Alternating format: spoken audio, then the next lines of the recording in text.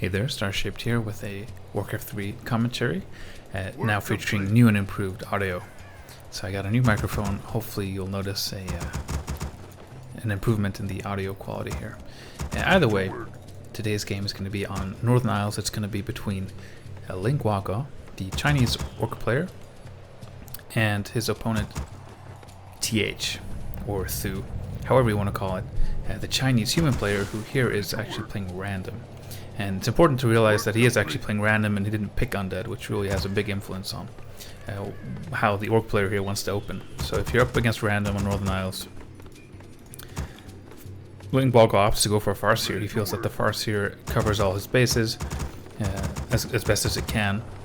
I think really with the orc in general, playing against random is not really that easy because in one matchup you want a Blade Master, in another you want a Farseer. But Peon Scout with a Farseer, it's decent against everything here. I'd say the worst case would probably be against Night Elf. If there's a Keeper to go, he'll get level 2 here before you can even show up, and you're kind of wasting your time trying to harass at that point. But the LinGuaGua going for the one barrel attack without a shop and doing a Farseer Grunt Rush. And he does scout. Well, let me turn the Fog War off. He does scout the double Ziggurat Ghoul build here from TH. So it's actually a Ghoul creep build order, which is very, very rare these days to see, especially against Orc if you're undead.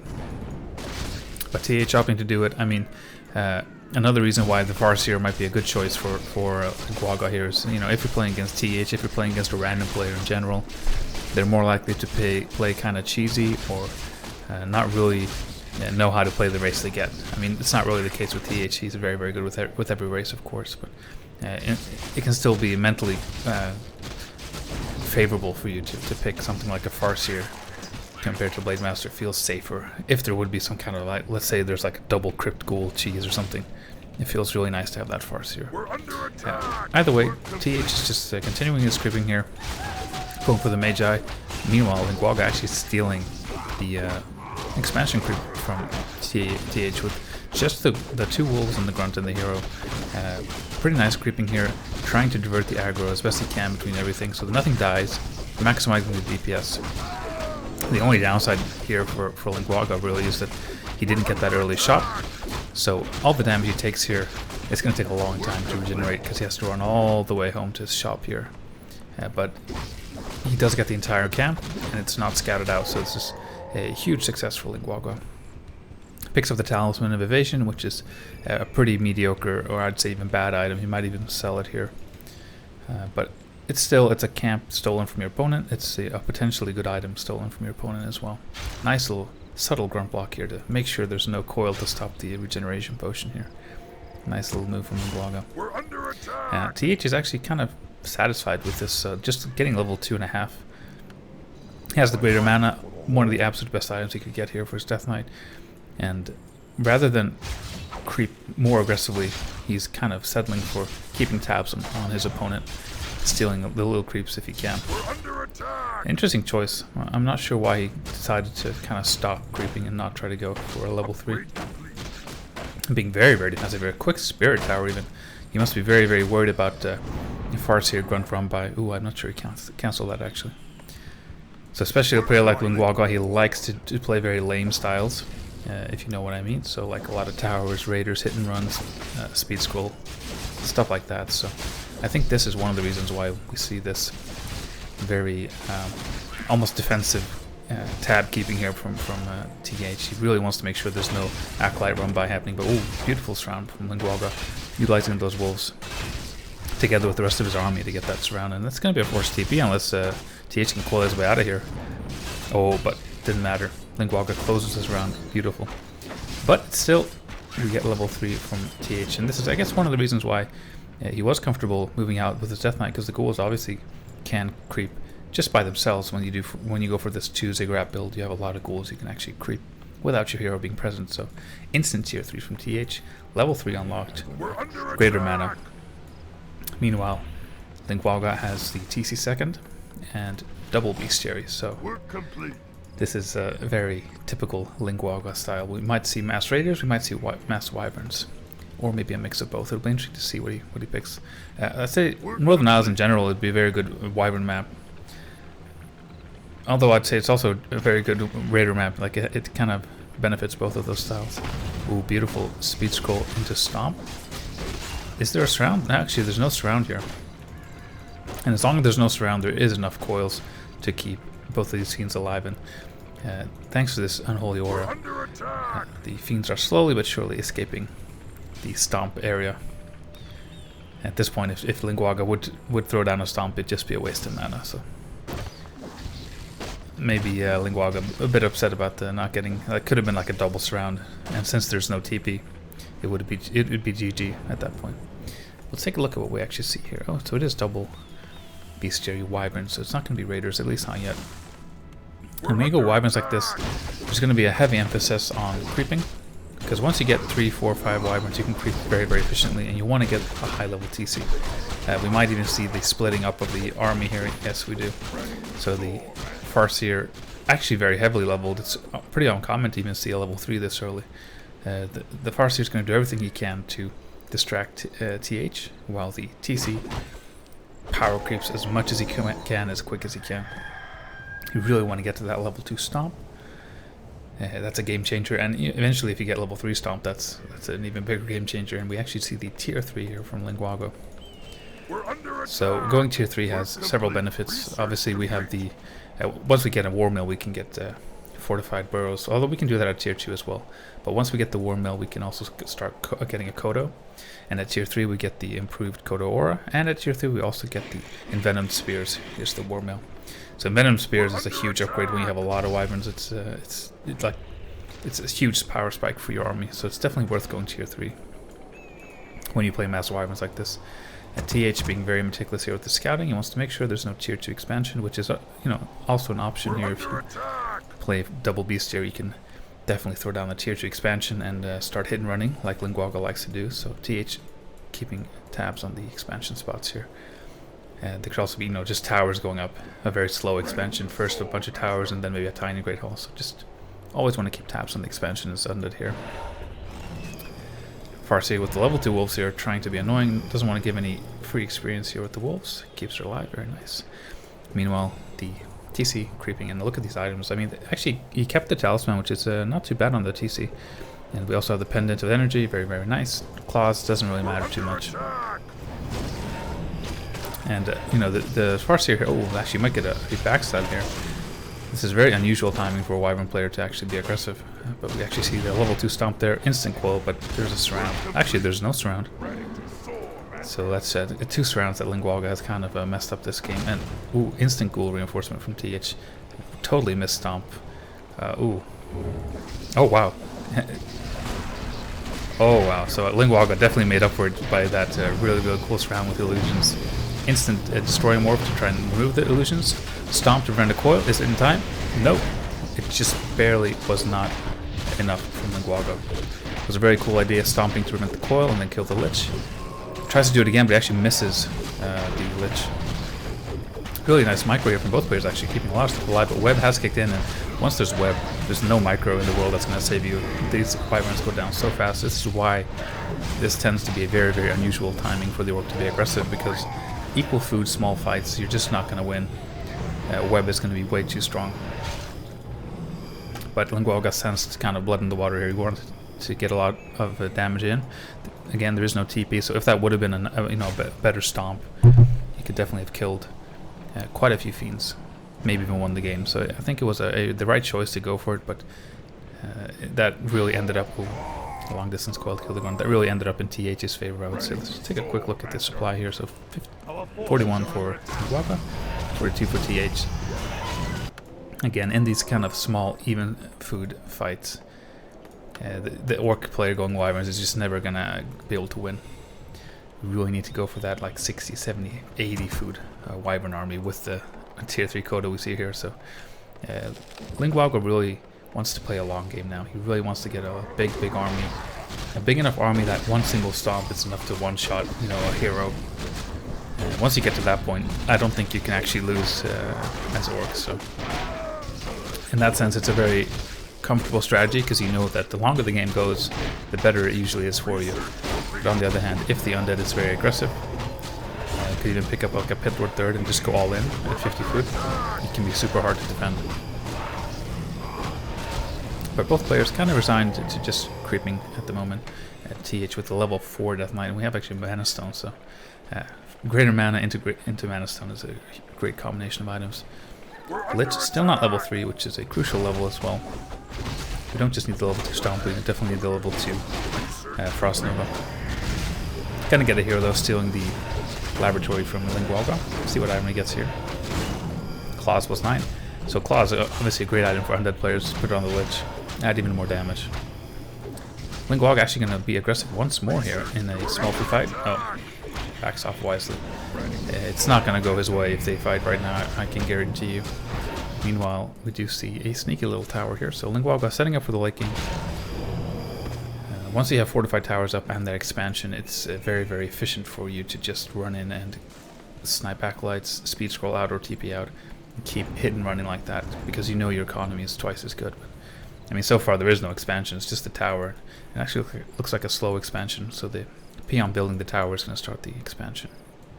It gives TH a lot of time, and TH is actually... Oh, I actually missed this entirely. He's already expanded. The gold mine is finished. There's an Necropolis and Ziggurat going up. If we get a couple towers here, I mean, that's also a very heavy reinforcement for the undead. It's going to be very hard to break that. Kodo gets sniped. Very, very unfortunate. Speed scroll to run away. We might even see a TP if there's... Oh yeah, TH tried to remove the speed scroll, but actually missed on everything but the grunt. So no TP has to be used. A lot of claws here on the Farseer. Too bad there's no Blade Master, right? It would have been really nice to have level 2 crits with plus 29. But we do have level 4 TC, so double level 2 Aura and level 2 Stomp, which is very, very nice. And we have that Skull of the Beast, which is actually, I think, going to be a crucial item if the game does drag on. If we do get to that 70-80 food supply army, even if there's a destroyer in the air, like, you'll at least get one round in of 25% bonus damage, and that's more than enough, really. Just that one round, that one volley. So he might want to hold on to it, but he could also potentially sell it. We'll see what he does. I'd probably hold on to it. And I'm pretty sure that LinGuaGua doesn't actually know about this expansion, or he'd be probably playing a lot more aggressive, a lot more harass focus, because he thinks he's buying time for his expansion. Little does he know that there's already the expansion for TH, and here we go, he finds out. Instant Acolyte focus, but we do have the Necropolis, so it's going to be very easy for TH to reinforce this Stomp. Yeah, he just wants to kill all the Acolytes and run away. He does have an additional speed scroll, so he might use that, or he might be forced into the TP. Yes, it looks like he is forced to TP. And he gets out without losing anything, so again, pretty nice economic damage here, but this is still like the additional base, so killing the Acolytes doesn't actually slow TH down, it just kind of resets the game for a short while before these Acolytes rebuild. And this slow Orc expansion, I really think this should maybe be a tiny even, especially when you go tier 3 like this. It's probably in your best interest to just get that tiny Great Hall. He has broken pretty early though, and we actually have Banshees. I didn't mention that, but we have a couple of Banshees, which is a really nice adaptation to the Mass Wyvern style, because there's not going to be any Dispel. Forget about it, there's just not going to be any Dispel this game, so every curse is going to last for the entirety of the spell's lasting time, which is a long time. And Wyverns do a lot of damage but attack very slowly, so curse is huge on them. If a Wyvern misses due to curse, that's a huge bonus for the undead. And it's a way to prevent that kind of ultimate late game focus fire style, like I mentioned before. Like when you get that 70-80 food Wyverns, you can just one-shot a hero. It doesn't matter if there's Death Call, it doesn't matter, you just focus everything down so quickly. So curse is a great way to prevent that. Nice speed scroll usage here to engage. Look how quickly these feats go down, but yeah, even TH can't even quote that in time. Another nice real focus fire. Force scroll has been used. Actually pretty hard to remove it since they're all airiness, but most of it does get removed by the destroyer. Such incredible focus fire, incredible stomps. This is so hard to play against as undead. Look at the TH can just barely coil stuff in time, but that Lich putting in work here with the Novas slowly but surely. But I mean, look at the focus fire. I can't I can't say that I envy TH having to deal with this. It's one of those strategies that's very easy to play, but very difficult to play against, I would say. But you still have to be very, very careful. Once the speed scroll has worn off, once there are no more additional speed scrolls, you have to be very, very careful. Because even if you have a big numbers advantage, if there are a couple of webs and the undead backs off, you can easily still lose the game. So this is a very scary army, but it's not invulnerable. It really still needs a lot of careful positioning. So TH trying to bait a fight here. With only 2 fiends, it's definitely possible for LinGuaGua to take this fight, but the real downside here for him is that there is no shop. He's desperately waiting for the shop to finish. He can get some clarities and get salves, additional speed scrolls. But as long as that shop is not up, it's just looking great for TH. He can get the tower down. Once the tower is down, he can start lifting the economy. And yeah, LinGuaGua reacting by actually abandoning the space. Oh, never mind. I mean, if he does, that's pretty much game over. He has to keep the space alive. There's no way he can win 1 base against 2. Anti-magic shell actually kicks in now. And it doesn't do a whole lot. It negates the chain lightning damage and the stomp damage, but that's not a whole lot. So it's just, you know, if you have the additional mana on the Banshees, you might as well use it. But certainly not something that's crucial to the... it's not the reason you get the Banshees in this situation. You really want the curse. Oh, man, that's a whole lot of Wyverns, though. So we do actually have... Wow, actually, I really like this. So 69 against 66, but LinGuaGua abandons the space, but gets a tiny. So instantly resetting the game to 2 base against 2 base. Of course, it's a very expensive investment, but he can already send a couple of peons over and then rebuild a couple more, and the game is back to where it was. And it's, you know, it's very far away as well, so there's no way TH can instantly go and stop that. It gives LinGuaGua a little bit more time. But it's time now for LinGuaGua to get something done, because if these Fiend numbers and Banshee numbers get out of control, it can be very, very hard to win, even if you have a 70-80 food. Speed scroll engagement, stomp, perfect stomp there. Focus firing the Destroyer, goes down so quickly. Fiend's going down as well. Is there a Devour? No Devour, but yeah, we do have +9 on all of these Wyverns, and there's 1 attack up in level 3 stomp. I don't think you had time to actually scale it there, but it is unlocked now. Really good focus fire, good use of the lightning chain lightning here. 1 Fiend at a time, always making sure to stomp the DK so you can focus fire down anything else. Nice coil by TH, but you can see, look how much mana the Deathline has. This is such a difficult situation to be in. It's so hard to actually use your coil because everything dies so fast. And I mean, the TC really is shining here. Not only the stomps, but the aura to help LinGuaGua catch up. Nice use of Nova, and we can see this is a very kind of awkward army to heal up with. It's going to be very expensive. It's going to be 200, 300, 400 gold in salves. But I mean, it doesn't seem to matter. Look at the focus fire. Look at that. Let's just go down. And the poison damage over time as well. So hard to deal with. The Howl of Terror is also a very nice addition. I didn't really mention that, but it's kind of the same idea as Curse. You know, just kind of removing the damage output as much as possible. So Curse plus Howl can turn like an 80 food army into maybe a 50 food army as far as DPS goes. Level 5 unlocked on the Death Knight. I still favor LinGuaGua here though. Double level 5 is huge. But still a lot of patience. Oh wow. So we actually got level 3 wolves here, the invisible spirit wolves, and they've been harassing the economy. That's so smart. They're not really needed in the fight, and it's a great distraction. And TH didn't even notice it during the fight, so that puts LinGuaGua ahead economically for a while here. And this is where, oh, this is so cool. We see the late game raider. So 2 raiders. We definitely have Ensnare here. This is a great way to avoid the undead hit and running by, you know, throwing a Nova and then running back, throwing a Nova, running back. These raiders guarantee that LinGuaGua can fight when he wants to fight. Ensnare a statue, ensnare a hero, force a fight. Very, very important units to get in the late game here. You know, adding 1 more Wyvern wouldn't really change anything, but adding just 1 raider is huge here. We'll see if he utilizes it in a good way. Maybe just focus fire the Death Knight, to be honest. Coil Nova instantly on the TC, trying to scare him away, but that's not going to work. He's going to charge in here. Instantly on the DK. Oh, dodges the stomp with the invul. Banshee's getting focus fire down. Oh, he's actually going very low here. So 200 HP left. He could die to another Coil Nova for sure. He has to be very, very careful. Stomp misses entirely too. Great micro and spreading here from TH, but Ensnare kicks in. Can't micro against Ensnare, although he can still coil against it. Very nice. A long-range coil there. Devour from the Kodo. A good presence of mind to actually utilize that ability.